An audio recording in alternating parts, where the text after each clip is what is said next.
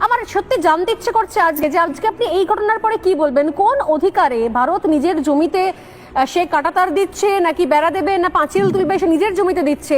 সেখানে বাংলাদেশের border guard তারা এসে বাধা দিতে এসেছিল কেন? মানে কিসের উস্কানি এটা? পায়ে পা দিয়ে ঝগড়া করার উস্কানি?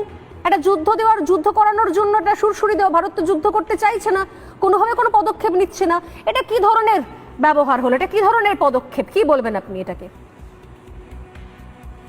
নমস্কার, আমি গর্বিত যে আমার বাংলাদেশে জন্ম হয়েছে এবং বাংলাদেশের বর্ডার গার্ড নিয়ে আমি সম্পূর্ণভাবে গর্বিত এবং আমি এই দেশকে ভালোবাসি।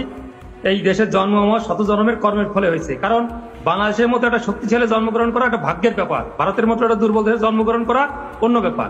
বিমল দা যে বললেন যে আমাদের যে বর্ডার গার্ডে যেটা করছেন আপনি যেটা বললেন, এখানে সীমান্তে নো ম্যানস ল্যান্ড এবং 0 পয়েন্টের একটা ডিস্টেন্স থাকে, তারপর তার নিজস্ব সেই নো ম্যানস ল্যান্ডে 0 পয়েন্টে আপনারা বেড়া দিতে পারবেন না। 2 তারিখ যখন বেড়া শুরু করেন তখন আমাদের বর্ডার গার্ডের মানে আপত্তিতে আপনারা যে বেড়া বন্ধ করছেন তখন ছিল 0 পয়েন্টে। আপনারা আজকে বেড়া শুরু করছেন, ধীরগতিতে কাজ চলছে, কিন্তু সেটা 0 পয়েন্ট থেকে আপনাদের সীমানায় করছেন।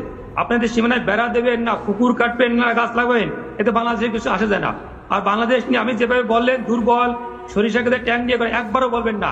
আপনার বয়স কত আমি জানি না, আপনি 2001 সালে আপনার বয়স কত ছিল? 2001 সালে আপনারা উস্কানি দিয়েছিলেন সীমান্তে, সেখানে পাদুয়ায় 16 থেকে 19 এপ্রিল এই 4 দিন যে গন্ডগোল করছিলেন, সেখানে আপনাদের 18 জন বিএসএফ মারা গেছে, আমাদের মারা গেছিল মাত্র 3 জন। আপনাদের 2 জন বন্দী হয়েছে, আমাদের 1 জনের বন্দী হয় নাই। আপনাদের 2 জন আহত হয়েছে, আমাদের মাত্র 5 জন আহত হয়েছিল। মনে পড়ে না? লজ্জা করে না আপনাদের? বাংলাদেশ নিয়ে তাচ্ছিল্য করেন। 2001 সালে শিক্ষা হয় নাই, 2005 সালে 18 বর্ডারে গন্ডগোল করছিলেন, সেখানে আমাদের অ্যাসিস্ট্যান্ট কমান্ডার শ্রীমান জীবন কুমার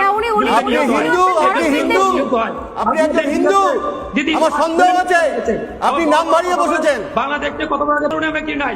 বিমল বাবু যে বললেন 2001 থেকে 2005 দেখেন